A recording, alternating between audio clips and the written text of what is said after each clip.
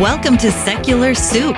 Stay tuned for real talk about atheism, feminism, politics, parenting, and whatever the fuck else Amy and Amy want to talk about, because this is their show. And get ready for a whole lot of motherfucking profanity. You want to hear a secret? I won't tell anybody. Go ahead. If I sit next to you, I'm going to get gonorrhea. It's going to jump into me. Just two ladies hanging out. Is it okay for me to make fun of his neck waddle if I make fun of my own neck waddle? I'm not sure. That's a real ethical conundrum. Would you know if you were born a lizard person, or can you be like adopted into the... I think you know. We're such professionals. We really are. Buckle up, bitches. It's time to have some soup. I'm Amy with a Y. And I'm Amy with an I. And we're just two blueberries floating in a bowl of tomato soup. You are listening to episode 42 of Secular Soup. Yay! And I'm still dying a little bit from this plague or pneumonia or whatever I have. Herpagonosyphilades. Right. I've still got a little bit of the sultry, sexy voice, but it's improved from last week. So hopefully I won't break out into a nonstop coughing fit again. Right. Yeah, that was funny. I mean, that was not for you. Sure it wasn't as fun for me. I thought I might die, but, you know. I have like a migraine that I've had since last Thursday. And I'm not entirely sure. Well, you win. Nope, not trying to. It's just, it's always just like a background hum migraine. And then it like surges up. And I'm not saying it's hormonal related, but it's totally hormonal related. And it sucks. Are you sure there's not like little elves that live inside your head that have little pickaxes that are mining for all of your neurons? I don't know. I just know that if I don't take Motrin every 6 to 8 hours, I'm dying. So have you tried healing crystals? I have. I don't know if I put them in the right orifice though. Yeah. I think orifice? Orifice? Orifices? Orifice? So or for you and I don't know. Okay. There's so many ways it could go. Right. We this week decided to discuss the other thing that's been on everyone's mind, aside from my binge watch of Teen Mom and Teen Mom 2, which I have completed now, so I'm caught up. But the other thing that's on people's minds I've been watching Ozark. Oh, so good. I actually had a friend text me last night and say, I just finished Ozark. It was so good. You were so right. Yeah, it's so good. I mean, I'm really enjoying it. It is dark, though. I mean... It's kind of hard to watch. I watch it when Gentleman Caller's not here because he's like, it's not for me. He liked it enough. He was like, it's not for me. I'm not really into it. Like he's watched a couple episodes. He's kind of a dainty little flower though, isn't he? I mean, he has a really hard time with... Well, I mean, we watched Castle Rock and that was super dark. Oh, yeah, I still need to start that. I just watched the second season of American Vandal. Did you see that that's out? You know, I did. I started the first episode and I was kind of grossed out because I was eating, so I stopped. There's a lot of poop. Yeah, it's not as good as the first season at all, but it was satisfying. I thought it was okay. There's not as much poop throughout the rest of it as there is in the first episode, but there's still a lot of poop. Okay. So none of this is what we were going to talk about. We were going to talk about the Kavanaugh hearings. The fine man that has been put up for Supreme Court by our dear leader, Mr. Trump. Dear leader. I'm super excited about Brett Kavanaugh being on the court because I think he'll bring back some of those family values that we've lost, like coaching your daughter's basketball team. That's really, really important, and we all need to do more of that. So what do you think about Kavanaugh? Are you a fan? Oh, yeah. Yeah, I think he's a great guy. Yeah, I mean, you don't get to coach a youth basketball team by being a dick, so that's really all I need to know. Right, and I mean, it's just like you can't become a scout leader unless you're an upstanding citizen. Right. No one that's a priest is a bad guy. Oh my God, did I tell you that my son is officially a Cub Scout now? I saw that. Yeah. Oh my God, I have so many mixed feelings about that. His first meeting was last night, and I got out of it I just felt like shit, so my husband actually volunteered to take him, so I didn't have to go, but he's enjoying it too much, and I was pretty excited that he might drop out after the first time, but now he wants to stick with it, so... Good. Ugh, yuck. Anyway, that has nothing to do with Judge Kavanaugh, but... Yeah, I haven't been staying up on the hearings. I mean, I've been reading things, and I see all of the Facebook stuff, but I've been, I mean, I watched the first day of the hearings. I was at work, but I watched it on YouTube. It was live streaming. Mm-hmm. So that was like pounding my head into a brick wall. So I watched that. And the second day I kind of was watching it a little bit, but turning it off when I would get too aggravated. And then I kind of tuned out after that. So yeah, I've just been following the new allegations on Twitter. Yeah, apparently there's like 3 other women now that... Yeah, it's up to 4 now. Oh my God. But he definitely didn't do it because... It wasn't on his calendar. I saw that. Right. Well, and like I said before, he was a youth basketball coach, and not just any youth coach, but for a girls' team. So if you're going to coach a girls' team, that means you're not rapey at all, you know? So sociopaths and abusers... I know that they're not necessarily not all sociopaths or abusers, and not all abusers are sociopaths, but people who are of those persuasions, of sociopath persuasion or abusive persuasions, they groom people. That's what they do. Yep. They are youth basketball coaches. They are church leaders. They're upstanding members of society. They're police officers. They're, businessmen. They're nice people. They're nice guys. Yeah, they're nice. Not these monsters that you think live in the shadows somewhere that you never have to interact with. They're the pillars of your community. Right. They're people that when someone comes forward and says, hey, this guy did this, and this to me, everybody's like, do you hear this? I mean, this lady. Yeah. Even if I were going to give him the most generous benefit of the doubt and say that this is some one-time thing he did and he's never acted that way again, does anybody really find it that unbelievable that a fucking douche bro private school guy in the 80s felt entitled to almost rape someone, to like assault her and cover up her mouth? And the way she describes the incident, I find completely believable, because I didn't grow up rich. I didn't go to a private school, but I went to school with a lot of dicks like that guy.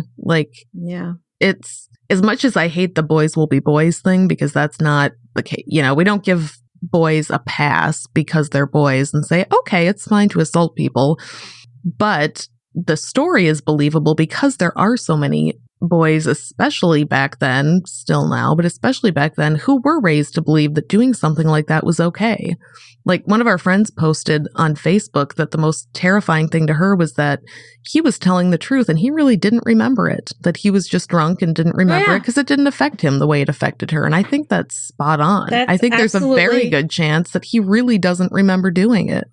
Yeah, that could absolutely be true. That happened with, I mean, I'm not going to go into details of things, but that happened to me with things that are completely life-changing to me. Yeah.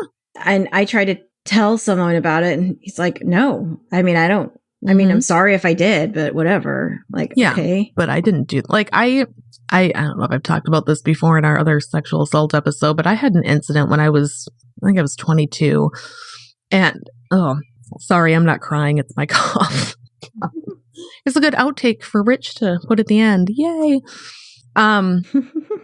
So yeah, I was 22 and I got a ride home from the bar with these 2 dudes that I was acquainted with. We weren't good friends, but they weren't total strangers either. They had gone to the same high school I went to, but they were a year ahead. And I had been at the bar with my friends, but I think one of them went home with some other dude. I don't know what the situation was, but I know that one of them gave me a ride back to my apartment. So one of them is driving, the other guy is sitting in the middle seat, and I'm on the passenger side door. And before I can get out of the truck to go into my apartment, the guy in the middle of the truck just starts groping me, just fucking all over me, and I'm trying to push him off, going, no, I want to get out of the car now. I want to go home. Get your hands off me. The driver, his friend, is just sitting there doing nothing, not cheering him on, but just, you could tell the driver seemed uncomfortable with it, but was just kind of rolling his eyes like, ugh, this guy again. He gets drunk and then I get, and I literally was forcefully with all of my weight trying to push this fucking guy off of me. And he just kept grabbing me and just basically licking my face. It was disgusting. And his friend finally, at a, I don't know how long it was, maybe 5 minutes, 10 minutes. His friend finally basically pulled the other guy off of me and was just like, let her get out of the car, knock it off. She clearly doesn't want to. And I got out of the car and I escaped the situation. Jeez. But like, I don't know. I probably told my friend who was my roommate at the time. I probably told her about it. I don't even remember. I definitely didn't report it to the police because, you know, you're raised to think that that's just kind of what guys do. Right. And it was your fault for getting in the truck. It was my fault because I was stupid enough to get in a truck with 2 drunk guys. So you knew. You should have expected it. I should have expected it. I should have known. And they were drunk. You know, you can't fault somebody for what they do when they're drunk, right? I mean, That's just kind of what happens. And yeah, I think we've all had, I shouldn't say all, but many, many, many women and men have had experiences like that. Mm-hmm. And I know. I mean, I have. I've had a boss. I've had 2 bosses at 2 separate jobs. The first one was when I was 16 and the second one was when I was 25. And yeah, they were 2 bosses that were incredibly inappropriate with me. Incredibly. Only one of them tried to touch me or grabbed me. The first one when I was 16. Yeah. Like he would like reach towards, I worked at a bowling alley when there was 2 16-year-olds, the 2 girls. And when we would walk by him, he would like walk towards us and like brush against us or, you know, grab us when we walked by. It was accidental. Yeah. It was, you know, it was always very, oh, I'm so sorry, or just bump into us. But he would make comments to us all the time. Both of us left one day. We both called in sick and we applied for a different job together because both of us were just done. Yeah, I had a boss like that. My first job ever when I was 16, we had this just creepy old boss and it was at a restaurant. So there were a lot of teenage waitresses and he would just walk up to you and put his arms on your hips or like, you know, just touch you and be like, and call you sweetie all the time. And like, yeah, at the time it grossed me out, but I didn't think there was anything I could do about it. I didn't think so either. I mean, I told my dad, because my dad, it was the bowling alley my dad went to because my dad was on a league. Yeah. And I told him, I was like, hey, you know, that new manager guy, Casey's real creepy. And he's like, really? He seems like a nice guy. I'm like, oh, okay, never mind. Yeah, I didn't even tell my parents because it just didn't even occur to me to tell them because I thought, A, there's nothing they can do about it. This guy's the boss. And B, I was very proud of having got that job. And like I started working the day after I turned 16. So to me, it was a point of pride that I had a job and I was making my own money. And like, I remember a lot of the other girls who worked there at the time. On one of our shifts, it must have been a different manager there. And probably 3 or 4 of us sat down together and talked about how, you know, if all 4 of us went in and talked to somebody, you know, I bet we could get him fired. But it's like, we didn't even know who to talk to. This guy's the boss. Who do we tell? What do we do? We didn't know there were any laws against it. Right. You know, it was the 90s. It's just what happened. In the next one, I quit the job. Oh, well, both of them, I quit the job because I was so uncomfortable. But the next one, it wasn't even my direct boss. It was, I think I've talked about this one before. I'm not sure. It was a father and son that owned a company together. But this one was in the son's name because the father had some tax problems or something. And so, because he'd had businesses before, but this one was technically the son's because it was in the son's name, but the father was always there. I see. They were partners. Yeah. And so they were both our bosses, but his son was the one I directly reported to. And his son was a real jerk too. Like both of them were they were skeezy guys. Usually skeezy guys raise skeezy sons. So that doesn't surprise me. His son the younger one was expecting his first baby with his wife was like pregnant and I had just had a baby. So he kind of bonded with me about that. Like, oh yeah, tell me about it. You just had a baby. Like my baby was like 7 weeks old or something. Like he was little. And so I was there and I was like, still in maternity skirts and stuff. Like I was in the office in wearing maternity clothes still because I had just had a baby. Yeah. And his dad hit on me constantly. Constantly. And I mean, he would always make little comments about how cute I was and how nice I looked that day or whatever. And then one day he came in, I had this little office, but usually like I was in this little cubicle area in like this little room by myself. But usually there was like, part of the job was there was a fleet of trucks that went out because it was like a commercial. It had like a commercial side to it. And the manager for the guys that went out on the fleet trucks sat on the other side of there was like another desk on the other side of the cubicle. And that was where he sat when he was in there. And so and the door was always open. And there were, whiteboards everywhere with, schedules and all of that. But I was in that little area. And there was one day all of the trucks were out and the manager had to be called out too, because he'd had too many people call out. And so he had to take a shift and take the truck out. And so this guy comes in and he was overweight, like really, really large. And he was like sweaty all the time. And he was red faced. And he came in, I could hear him breathing, like I could hear him coming in the room, like breathing heavily. Yeah. And he shut the door. And it was always, there was a door stopper in there. And he moved the door stopper and he shut the door and he stood right inside the door. And I looked up and I was like, sitting in my chair and he was, maybe 3 or 4 feet away from me. And he was like, what? I was like, what can I help you with? And he was like, I just got to know if the carpet matches the drapes. Oh, yeah. My fucking God. Yeah. Because I'm a redhead. And I was like, excuse me. And he was like, I've been thinking about it since the moment you came in here. I've got to know. I'm just like, I just started laughing. I was like, are you kidding me? Like, I didn't know what to do or say. Yeah. And then finally I was like, I gotta go. Excuse me. And I like kind of like moved him, like pushed him kind of. Mm-hmm. And I think he wasn't expecting me to like move. I think he was expecting me to like just be immobilized. Yeah. But he was so like unsteady that I was able to like push him a little. And so I left the room and I went out and I sat by the receptionist for a little bit and I told her what had happened. And she was like, oh, these guys are gross. Like she'd been with them for like 15 years through their other company. Oh, wow. And she was like, she was an older lady and she was like, these guys are gross. And the younger son would scream. He'd go out in the bay where the trucks were and he would just scream at all the drivers, just scream at his employee, top of his lungs. So a good guy anyway. Screaming. Yeah. These are both real nice guys, just nice guys. Mm-hmm. But when he said that, I went in and I was like, I finished my work day. I went home. I was like, I didn't even tell my husband. I didn't tell anybody. Yeah. I was with an agency at the time, like a temp agency. And the next day the dad came in and demanded that I make him coffee. And I was like, I don't know how to make coffee. And so the next day the agency called me and they let me go because I refused a direct order from my boss.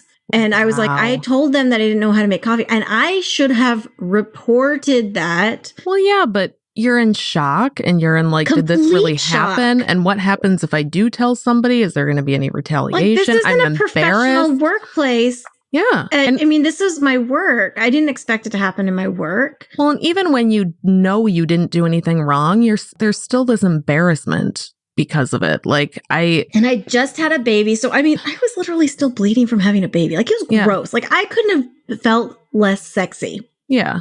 And this guy is like, and this kind of shit happens so often. And I get it. It was me at 25. I get it. Like, I mean, you were hot at 25. No matter what, dude. But come on. Especially you. I'm sure you were putting some kind of vibe out there, and it was, I was wearing that I just had a baby wearing a maternity skirt, so I really would like some unwanted sexual attention right now. Right, and I mean, still 7 weeks. You're not like, it's not like a lot, but you still are bleeding from your baby. Yeah. Oh yeah, like it's fucking gross. We've discussed this before. Having babies is disgusting. It's disgusting. So yeah, I was like, it's just not okay. It was not cool. No, and the thing is, damn well that, like you said, the secretary knew. I'm not blaming the secretary, but that the people working there knew that this guy was a fucking creep bag. You probably were not the first person this had happened to. Well, and everybody else in the company were men, except for the receptionist, and she was an older lady. Yeah. And they told me that, well, the dad did. The younger guy didn't, but the dad did. He was like, we want to groom you to take over her receptionist job because it's time for her to go. She's been with us for a while, but she's kind of a problem. Blah, blah, Translation, blah. She's old and naggy and we don't like her anymore. We don't want to fuck her. Yeah. Yeah, it's now looking back. And I think I did tell my husband at some point. I think I mentioned it to him and he was disappointed. I don't think he took it as seriously as it was. I think he was like, Yeah. Because I don't think guys will be guys. I don't think men really realize sometimes how uncomfortable and how scary it is when you're a tiny woman and some guy standing between you and the door. Well, yeah, and even if you're not tiny, I'm pretty tall, but men are generally still bigger than me. And you never know which ones are going to snap or which ones you don't know what kind of react. Like, especially when something like that is happening that is so unexpected to begin with and you're put in that uncomfortable position, you don't know what else that fucking guy's capable of. Right. Like, I mean, I didn't know what to do. I kind of laughed. Yeah, and he kept asking it. He would phrase it in different ways, and he was like, and then after a while, don't you feel like as time goes on, you start to stared at him. I was like, "Are you kidding me?" Well, I mean, like as you know, the further away you get from an incident like that, the more you think, "Well, I didn't say anything then, so why would I say anything now?" Right? And I was very like, your first thought isn't, "I better run to the police department." Right? No, 25-year-old Amy was much more reserved and quiet and shy and because I was but I still had all of that upbringing of, you know, appearance of joy and happiness and calm and you know, and so I was like inside I was just shrieking and screaming, but I didn't know how to translate that into anything. And I didn't even come home and say, this was the most inappropriate thing ever. I was like, I don't think I want to work there anymore. And I didn't really give specifics. I remember he was upset that I didn't want to stick it out. Stick it out through that kind of shit. Well, and so I went there. I was like, find me another job. And they found me another job. And I actually really enjoyed the next placement. But I was like, I can't stay here. I can't. Well, and when you mention that, you know, thinking back on it, I think that was part of my thing with the first job I had was the whole idea of sticking it out. Like, you should be able to put up with anything and you should be the stronger person. And I think we as women put ourselves through that a lot, that we think, you know, it's almost like a contest of how tough can I be? I can put up with anything. And we celebrate the women who take no shit and who say something. And it takes a lot to be that kind of person. Like, it's really hard. It's not as easy, especially in the moment. Years and years to get there. Right. Yeah. And when you're younger, that's why those guys prey on the younger women. Yeah. Because they're not, it's not that they're not even expected. They haven't, and they don't have that inner strength to be like, listen, fucko. Yeah. Keep your hands to yourself. Don't look at me. Don't touch me. And don't you ever say anything like that to me again.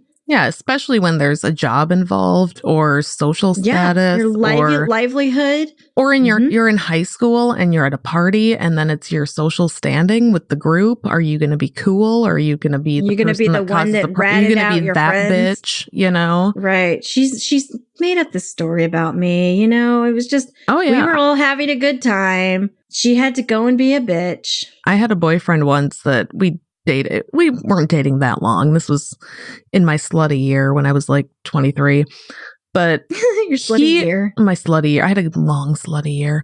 But I was dating this dude who in high school, he never would have talked to me. But at age 23, Amy, then he wanted to fuck me all of a sudden. So I'm like, all right, I'm going to get on this train. And he turned out to be a total idiot. And by train, you mean? I mean nothing. I just mean hand holding and cuddling. Okay, cool. That's all I do.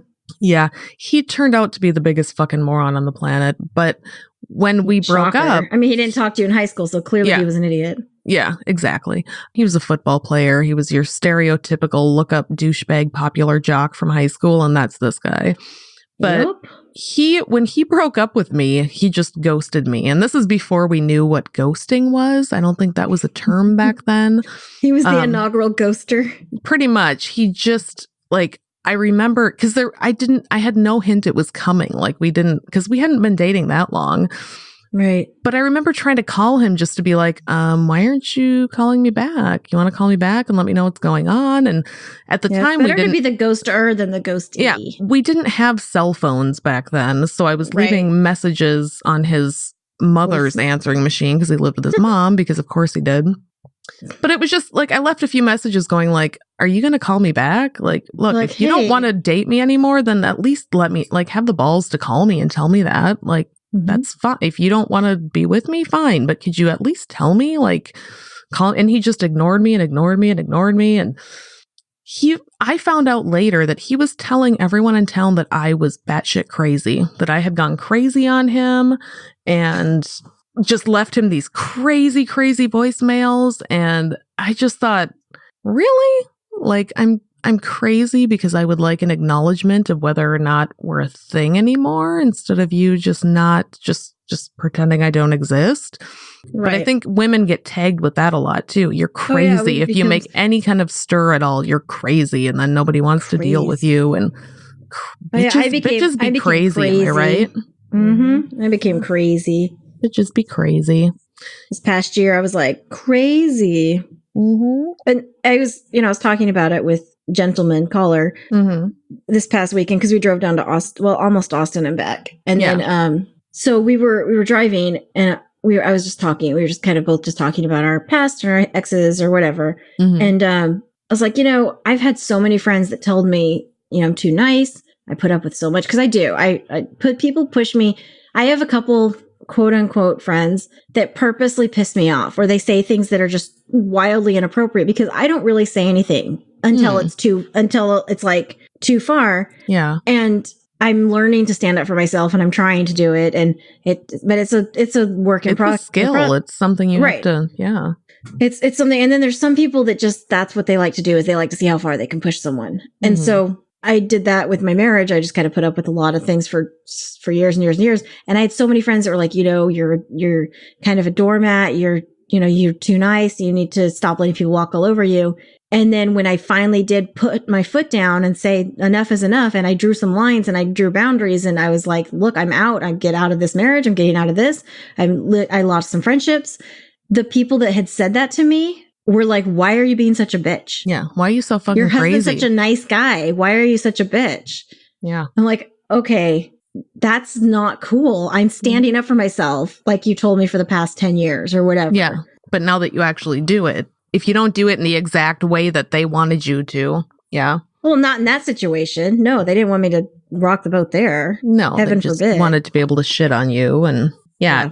So bringing it back to the Kavanaugh thing, I like that the whole why I didn't report hashtag is trending, and that it's too. Kind of like with the Me Too thing, where suddenly you're hearing all these stories. And because I know more incidents than not don't get reported for the reasons we talked about. And then I've read the ones I did report. Have you read those? No, I haven't even seen those.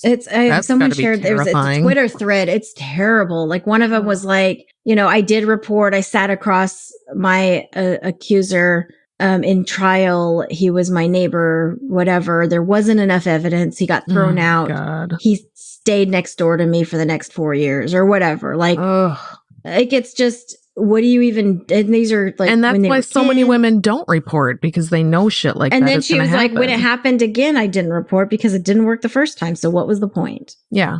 Or so many times you're in, like, I know I talked about this on one of our episodes, but I was in a pretty abusive relationship as a teenager.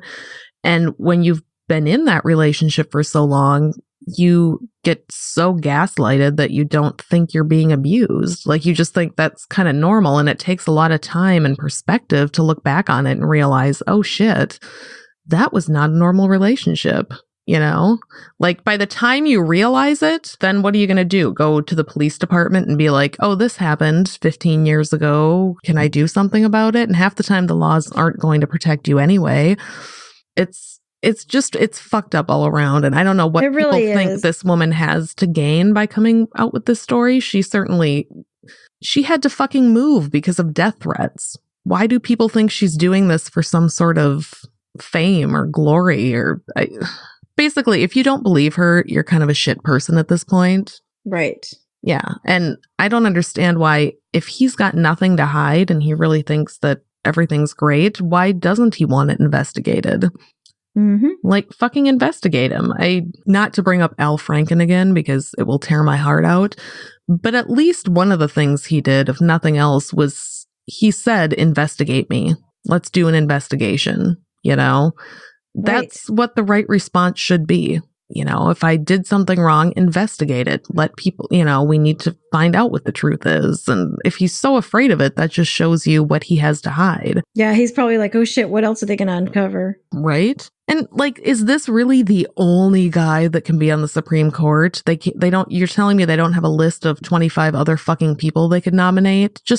I hate that they have any kind of space to do this. Yes, anybody that they nominate is going to suck. It's going to be shit. We're fucked no matter what. But why are they hanging on to this guy so tightly? Like, just his life isn't ruined because of this. He's rich. He'll be fine. He's already a judge. No matter what happens, he'll be fine. He's not owed a spot on the Supreme Court. Like, I hate people so much. I do too. It's really annoying. I'm over it. I guess if you're a rich, douchey white guy who went to private school, then you have the right to be on the highest court in the land, no matter what. So, yeah, that's how I feel about it. Sorry, I'm very distracted because I'm putting stickers up in my studio area right now because I realized I have all this clutter on my desk and all these really awesome stickers I got at the conference. So I'm putting them up and not paying attention to what I've been doing. Okay. Anyway, what else do you have to say about this? I don't have a lot because it's just gross. And I've just been reading the things and being grossed out and mad. Mm-hmm. And, I commented on our friend Lydia's page because she was talking about sociopaths and she was like, what? I think, let me find her exact comment because I want to quote her directly. I didn't see that one. Let me just, I commented and I know that the people that basically told me that I was a stupid liar are friends with her on Facebook. So they're yikes. I don't care. So what she said directly was, FYI, the key to getting away with sociopathic behavior is selective sociopathy. You groom those you will harm, and you groom character witnesses in the event that your victim reports you. And I said, They are charming. They buy people expensive gifts and pick up the tab at dinner. So he couldn't possibly have harmed anyone. I'm speaking from experience, obviously, but that's what happens is it's usually the gregarious, charming person who's, buying everyone a round of drinks, or they come over to a friend's house and he's like, look what I got you guys. Not everybody that buys gifts or picks up tabs or buys dinner is a monster. Right. But at a certain point, it does become a red flag. Like the guy I was dating in high school, the abusive one, nobody around me could see it because when we were in front of other people, he always had his arm around me, or what was actually controlling behavior looked to everybody else like just, oh, he's so in love. What a good boyfriend. And he was just literally putting on a show in front of other people. Like, look at what a good guy I am. Look at how attentive I am. But it wasn't like that when it was just the two of us. So again, you're put in a position where if you tell someone, they're not going to believe you. Yeah. No one knows what happens. Yeah. I was told that I was making up things just for drama. I was just trying to ruin him. I was trying to just hurt because I was hurt. Yeah. No. I was watching, so to bring up Teen Mom 2 again. Circle back around. Yeah, as I was watching Teen Mom 2, so Janelle's got this new husband, and he's so obviously abusive. Like, if you are watching it and you know anything about abusive situations, like it's obvious. He's so. Is this a new season? Yeah, this is the latest season. So it's been on already, but he's the last one I watched was like Kaylin getting married, basically. Like, it's been a while. Oh, yeah, it's been a while. No, like, you know how last week you mentioned Janelle's second baby daddy, David, the one that looks like a block with blonde hair? That's how I described him. This new guy makes David the good guy. Or no, David is the new guy. Nathan is the old guy. So Nathan was terrible. But Nathan David, her new husband, Nathan was only on it for the show, though. Like, Nathan, he was obviously only with her for the show. Nathan becomes the good guy because David is that fucking terrible, and you can tell he got in trouble because he was tweeting out all these horrible anti-LGBTQ tweets about how terrible gay people are. But just and when the original, is this the one with Gary too? No, that's the Teen Mom OG. But okay. No, in this situation, I'm just watching it going, I feel like I need to get on Twitter and just collectively ask, like, we all get that this guy is ragingly abusive, right? Because he puts on this show too, where when they're in front of the cameras, he does a lot of, oh, hi, babe. It's good. Look, I brought you flowers, and just all of this stuff that's like masquerading as what a good guy he is. But then there's also a lot of times where even though the cameras are around, he cannot control himself and will just start screaming, and he'll tell the cameras to go away. Like, we just need a minute. You need to go away. And so they'll force everyone to leave. And then when the cameras come back, Janelle's like, no, we're fine. We're fine. No, we didn't have an argument. Everything's fine. And it's just like I can't stand Janelle, but I also want to reach the TV and just be like, you are putting yourself and all of your kids at risk with this guy. Because how many kids does she have now? Well, she has 3. He's got 2 other ones. Oh my God. He pulled his 11-year-old out of public school because one of the teachers was trans and he didn't like that. So now Janelle homeschools this guy's oldest daughter so that she won't have to be around gay people at school. But like, that's where Nathan comes, because Nathan's the dad of the second kid. And he's concerned that, you know, his kid's coming to his house with bruises on him, and they're concerned that he's beating the kids, and nothing ever comes of it. But it's hard to watch because you're just like, geez. He eventually got kicked off the show. They would not record with him anymore because he was so He was probably abusive. Really rude to the camera people. Oh, yeah, he was. And I think that's why they wouldn't. Well, no, they kicked him off the show after those tweets came out about gay people. Because, I mean, they were some terrible fucking tweets. But he's just like, on their wedding day, they're just fighting and he's pissed and you can see the rage building up in him. But yeah, I think there's so many guys like that are so good at putting on this big show of, oh yeah, you know, bringing the flowers and buying dinner and being romantic, quote unquote. That's the thing is, so my boyfriend, he's like, oh, I'm just not good at remembering, you know, flowers, or I mean, I'll do like things for, and like, I remember your birthday and you know, holidays or whatever. He's like, I'm just not someone who remembers to just bring flowers or, you know, do little things. And I don't want that shit.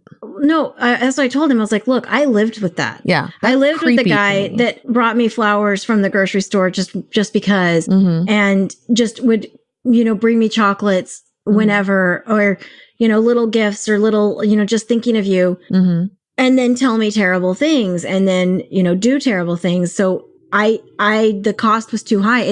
That's not what I'm looking for. Right. I could find people to bring me flowers if I want flowers, or I can buy my own damn flowers. Yeah. I'm fine.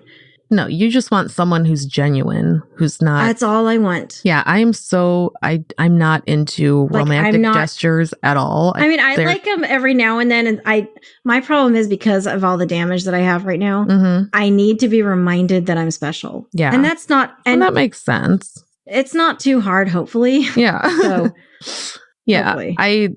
The romantic gesture thing, I don't know, because I'm not inside the mind of an abuser, but I feel like that's probably a way for them to make themselves feel better about who they are too. Like, look at me, I'm such a great guy because I just brought home flowers for no reason. Yeah, I mean, I don't know if you were told this too, but that's how what I was told is, you know, I'm such a great guy. I'm the best guy. I'm the best you're ever going to have. Oh, yeah. You're never going to meet anyone who even wants you. You're never going to meet anyone who likes you.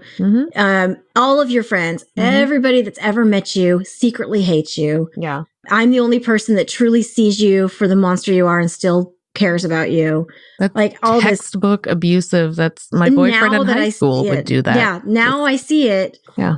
Yeah. Well, they're very good at doing here are the specific things about you that are terrible and why I'm the only person who's ever going to put up with it. You know, with me, it was. I honestly didn't believe I was even attractive because I felt like he was like doing you a favor, bile down just to kiss me. Like he was doing me a favor every time he hugged me. Yeah. It was simply for me. And now that I'm out in the world, I realize, hey, I'm still fucking got it. He just wore me down for almost 20 years. Yeah. Yeah. It's, not okay. With my abuser, it was, you know, you're so fucking stupid. You're late for everything. You constantly lose your keys. Nobody else is going to put up with this kind of shit. I was stupid too. Yeah. I was stupid. And you start to believe it. I used to think you were smart. I'm like, are you kidding me? Now I'm not so sure. Yeah. And you believe that about yourself. Right. It's sad. And there's so many women trapped in that who don't see it. And it's frustrating when you. Sometimes it's so subtle that you don't realize that you're in it. Yeah. Oh, totally. My therapist is finally the one that said, I was talking about something and I said something that he had said, because I was always, everything's fine. I would talk about everything else. I'd talk my family situation. I would talk about friends. I would talk about, work or whatever, stress, school stress, whatever. Mm-hmm. And then she was like, well, what about your marriage? I'm like, everything's fine. I don't need to talk about that. Yeah. Like, shut it down. Yeah. And then one day I said something, I just made some passing comment, and she was like, that doesn't sound okay. And I was like, what do you mean? She's like, well, the way you said that didn't sound like it was an okay thing. Yeah. And then I was like, well, here's the text that I was like referencing. And I showed her the text. She was like, Amy, you're being abused. Yeah. And I was like, no.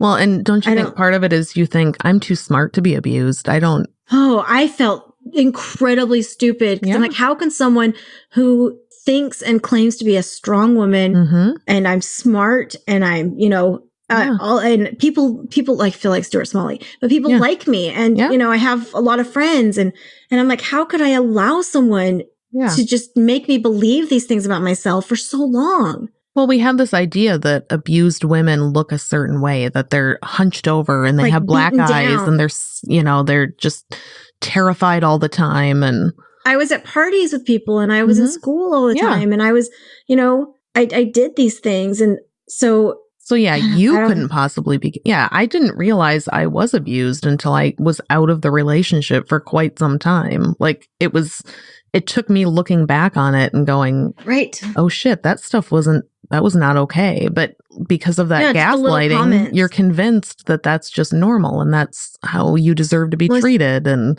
I started to realize little things. I'm like, okay, that's like, because I would say, hey, I really want, sex, for example, or whatever.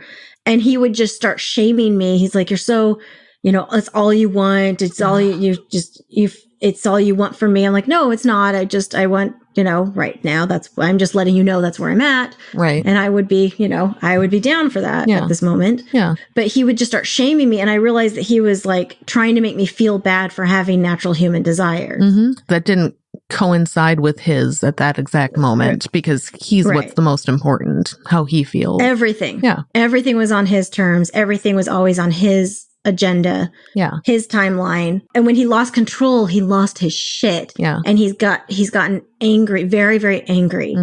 And what little element of control he has, he still uses. Yeah.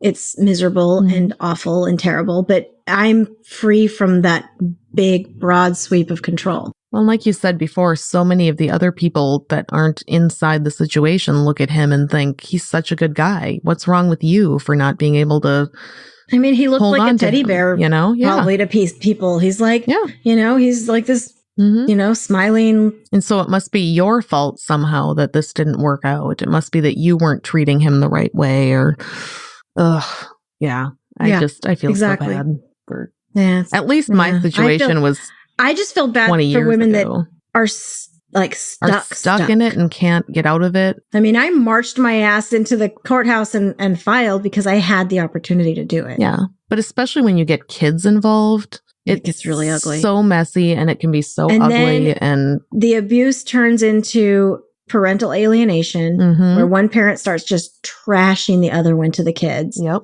And it's so damaging and it's devastating. And I can't even imagine. Like it's really, really hard. I can't imagine having kids and not, I don't know. Well, I'm just the same person and I just keep, doing what I've always done. I love you. You guys are, that's it. That's all you can do. Yeah. And hope that one day they'll be mature enough looking back on it.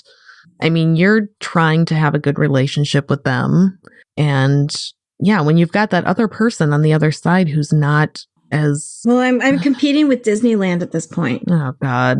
Well, it's just fun. He does all the fun stuff and fun and money and video games. And you want this toy, you got this toy. There's no rules in my house. As long as you treat me with respect, there's no rules. They come over here. I'm like, everybody plug your phones up at 10:30. They're like, oh, guys, mom's such a fucking bitch. Just like Dad said. Well, see, I have The other day before I went to work, I was trying to get out the door and my 8-year-old looks at me and goes, Mom, I want to go to the water park today, okay? And I'm like, yeah, no, that's not happening. But I want to go to the water park. I'm like, but that's not going to happen. And he's just like, you're so unfair.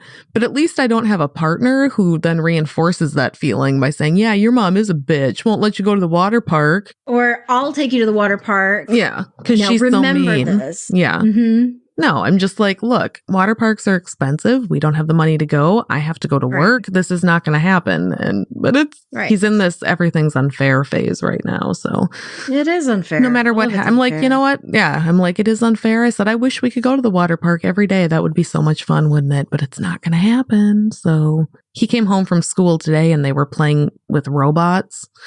And so he wants me to go look up and see how much these robots are. And I'm like, I can guarantee you, we can't afford them. I don't care what. Can you just look it up? I'm like, I can look it up, but I don't, if it's $20, I'm not buying it. Like, no, I'm sure it's a very expensive robot. That's why there's one at the school and it's not every kid bringing them in, but it's so hard to compete with YouTube and all the shit they see that everybody else gets. And so annoying. So annoying. Okay, so I think we've done this topic to death. We do, but first, I want to take a quick break for our sponsor, and we will be right back. Secular Soup is brought to you by Pencils. Pencils for when you need to write things down, but you just can't commit to ink. Now, back to the show. And we're back from that fantastic sponsor break that is bringing us all the money. We have some really good sponsors. Okay, so we are going to do this regular segment called Ask the Amy's. We did a whole episode last week. If you missed it, it was all Ask the Amy's question. We gave fantastic life advice. Spot on. Everything you ever needed to know was in episode 41. So go back and listen to that if you haven't. It was fucking amazing. But one of our favorite listeners, Jesse, who is a patron and is probably our most active follower on Twitter, which is nice because I kind of hate Twitter, but I look forward to the stuff he says on there. So he was sad that he missed out on last week's episode. So he sent us this question for this week. How do you stay sane, assuming you do, after years of dealing with people who aren't capable of self-reflection? Or how do you stay optimistic about the future? And then after that, he wrote, or do you have any drugs I can have? I'm not sharing. So I said, no, you can't have my drugs. But basically, he wants to know, how do we stay sane if we do stay sane after dealing for so long with people that are just, like he said, incapable of self-reflection? And then how do we stay optimistic about the future? I do not stay optimistic about the future. I do. I do and I do. We've said this before, but the only thing I'm optimistic about is that kids seem to be better these days. But I feel like it's going to take a while of going through a lot of shitstorms to get to a better future. I don't know. How do you stay sane, Amy? I believe most people are inherently good, and I kind of lean in that. Yeah. So I have this saying that I tell myself a lot, actually, that I'm not going to let anyone put out my fire ever, ever. And it's, you know, that's good. Some of what I've been through and everything. And I've never let anybody, no one's going to dim me because I have this, it's not going to happen. I'm just not going to let some shitty person win. So that's how I do it. I just say that to myself a lot. I'm like, nope, he's not going to put out my fire. Nope. He has no control over that. I spend a lot of time just being depressed about the people who aren't capable of self-reflection. And I think part of that is because of social media now. You're surrounded so much by so many thoughts from other people, and some of them are just terrible fucking thoughts. Yeah. And I stay off it for big chunks of time, though. Yeah, I try to, but sometimes I have so much fun on the social media, and I know you like the Twitter now. I don't understand it still. Yeah, it's okay. You kind of it's a little bit confusing, but my brother live tweeted the movie Annie the other night, so that was fun. I just watched him live tweeting it. I live tweet fireworks. Oh, that's a good idea. Yeah, I Facebook live just fireworks. Like boom, sparkle, sparkle, pop. That's good. People need that. Right. I don't live tweet it. I live text it to my brother. There you go. I'm like, I'm watching fireworks. And he's like, what? I'm like, red, pop. Boom. And he's like, what are you doing? I'm like, sparkle, sparkle, sparkle. Say, I'm trying to help you. I'm trying to tell you about this fun thing that's happening. Yeah, I don't know that Zoloft helps me stay sane for sure. Right. I drink all the Zoloft. Yeah. I drink alcohol. Yeah, I don't. Not consistently and not all the time, but sometimes more than not. Yeah. I don't know. I don't stay optimistic about the future. I try, but there's just so many stupid people in the world, especially in this country. I can't. Sometimes I watch people online talking about things and I think, how fucking backwards are you? Like, I have a cousin who was saying something about politics, and two of his major issues, one are that he thinks taxation is theft, and one is that he doesn't think there's enough funding for schools. Jeez. And it's like, those don't go to, like, you realize that, right? That those are, if you think taxation is theft, where do you think the money comes from for the funding of schools? Like, you're mad that you don't think your kid's school has enough funding, but you also don't think people cannot follow things logically to their conclusion, and it drives me fucking batshit. I can't. Right. Ugh, I don't know. I hate dealing with the public when I'm at work. People are just not bright. I posted something on Facebook the other day. We were trying to get rid of some free shit at work that just didn't sell, and it had been sitting there, and I posted on one of those local garage sale pages. I posted on a few of them, and right at the beginning it said free, and then a list of what I had for free, and then it had where the shit was at, like what the address was, and that it was free. And I must have had 6 people private message me and ask if the stuff was free and where we were located. Just use your fucking brains, people. Oh God. Yeah. I'm not an optimist. I never will be. Real annoying. It's just the way I am. I hate everybody. I'm kind of cheery a little bit. It's kind of annoying. Yeah. You're not. If you were that cheery, I wouldn't be able to talk to you. So sometimes there are people that I know that are just always fucking optimistic about everything, and I can't deal with that. So the fact that I get on here and talk with you once a week means you can't be that cheery. That's true. Right? Okay. So yeah, that was a great question that we did not really answer well, because no hope for the future. Well, I don't have any good insight, coping skills, or me neither. Things to share. That's why I watch so much TV. I watch a lot of TV too. When I'm home, I'm not always home, but I have been lately, because I'm okay. I have 3 jobs, but one doesn't start until late, like November. One started Friday, and then one starts like tomorrow. So I'm kind of like, I'm home a lot right this second. So yeah, because 2 are from home and one's not, and this whole thing, and it's just, so I'm here a lot. And so there's a lot of good TV right now. There is. So should we answer one of our other questions from the book quickly? Yeah, we haven't done that before we wrap up. So I think we did it last week, but that's okay. Do you remember last week? It was a week ago. I'm fucking with you. We didn't. I don't know if we did. I think we did last week. Oh yeah, we did. It was 86. We did. I picked a number. Yeah. Okay, now pick another number. Okay, not 86. So I want to say 86 for some reason. It's like I just heard that number. No. How about 68? Sounds good. There we go. When has your life dramatically changed as the result of some seemingly random external influence? How much do you feel in control of the course of your life? Very little, most of the time. Same. Yeah. Honestly, yeah. I mean, I feel like I have very minimal control over my life, and that's just kind of how it is for everyone. And most of what we accomplish is luck. Exactly. Well, and that's why what you can accomplish, or what you can have control over, you just need to completely do whatever makes you feel the best. Yeah. And I think it's important not to congratulate yourself too much for anything, because given a different set of circumstances, you probably wouldn't have been able to do that. Like, it's good to be proud of what you've been able to accomplish, but at the same time, recognize that a lot of where you are depended on just random shit that happened to you that you had no control over. Right.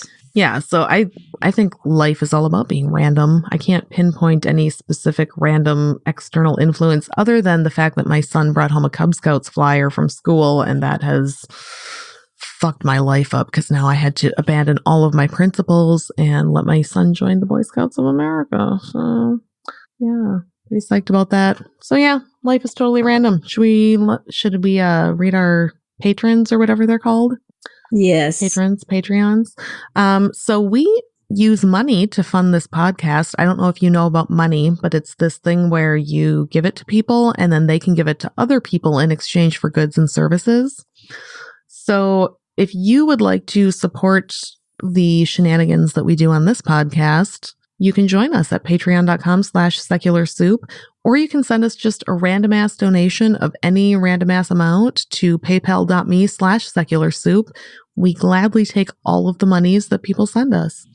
True story. Our $1 a month patrons, we have a new one this month, Liz, who I believe is a mutual friend of ours on Facebook. Cool. And I believe is in the super secret group that we're in. I'm not positive, but so Liz is our new patron. Thank you so much, Liz. We also have the Dumb All Over podcast.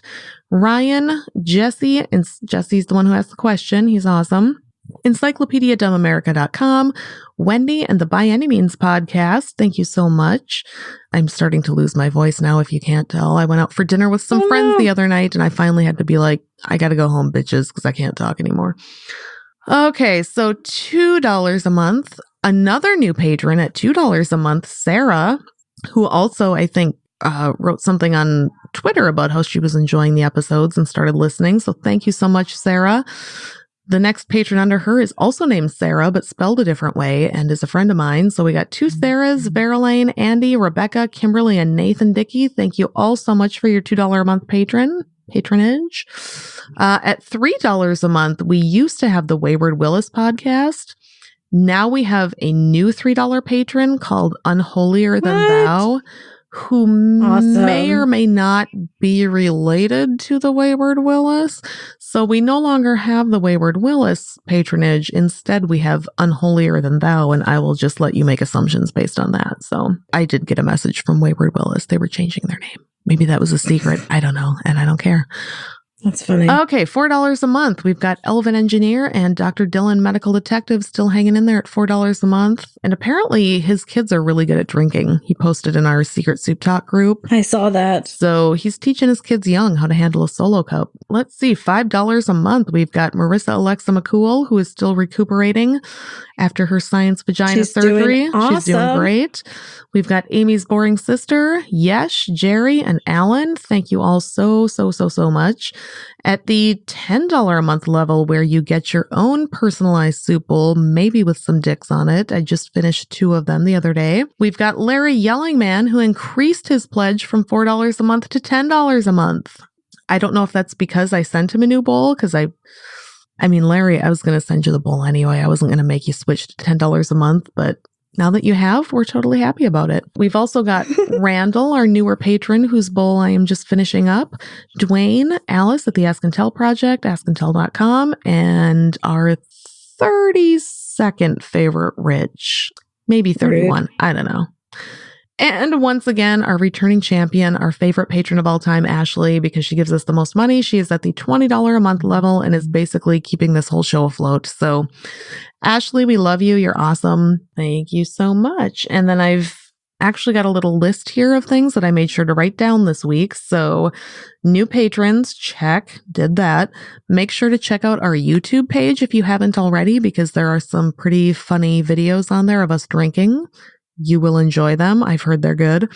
So just go to YouTube, search Secular Soup. You'll find a channel that's got our name on it, and our videos are there. Yep, exactly. Last thing I keep forgetting to mention is iTunes reviews. Please review us for iTunes. That helps. It makes a difference. It makes us look legit. Like if there's a lot of iTunes reviews, then people go, oh, this isn't just a dog and pony show. These are people who know what they're doing. So yeah, we don't have dogs or ponies. Neither. No, my kid's allergic to dogs, and I assume also ponies, but I have a dog, but I mean, it bumps us up in the ratings, and it makes us look. She drives me crazy. She was barking earlier. I'm surprised she's kept her damn mouth shut this whole time. Someone walked past the house, so she had to tell me about it. Been an intruder. She's trying to save your life. We got her from the shelter like 5 years ago, and she was supposed to stay the size of a beagle. Oh, and that did not happen? No, she's 87 pounds. She is a monster. You got lied to. straight up lied Maybe to she's by the got shelter lady. Questionable parentage. Maybe her. They knew her mom was a border collie. Oh, but her dad was a manslut. Not sure Yeah. who her dad was.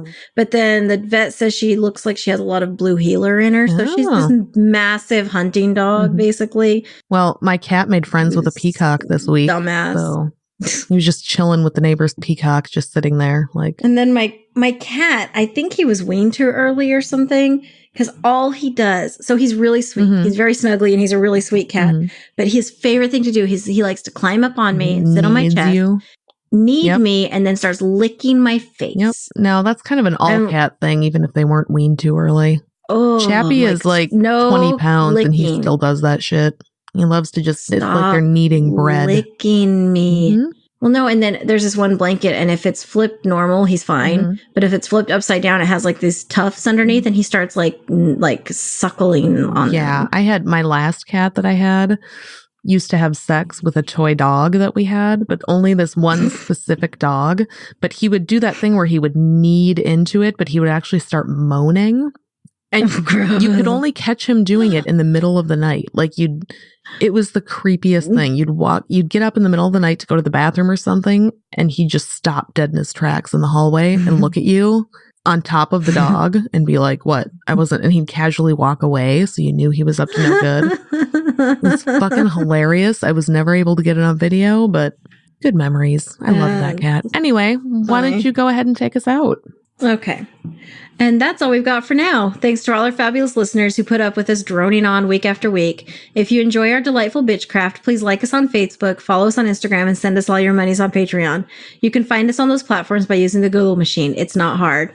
This week, your donations are going to go to hats. Hats. Because I like hats. Hats are cool. Do you like hats? I wish hats would come back into style because I like to wear a hat, but I never think I can pull it off because nobody wears them anymore. So exactly. Yeah. I really like we need to bring back I like hats. The blossom look. Okay, let's just wear Good hats. idea. If you want to tell the world how awful this episode was, join our Secret Soup Talk Facebook group. If you want to tell us to fuck off personally, you can send an email to secularsouppodcast@gmail.com. Please rate and review us on iTunes, Facebook, and wherever else you can review things like this. It will help spread the soup gospel far and wide. And hey, tell your friends. As always, we'll leave you with the vocal stylings of Mr. Eli Bosnick. Secular Soup Creed. Soup is the ultimate virtue. It's delicious, nutritious, patriarchy smashing, racism fighting, warm and fuzzy, human affirming, fun having, anti-theist, glitter throwing, tummy satisfying, pair of new shoes fulfilling, diversity seeking, happiness.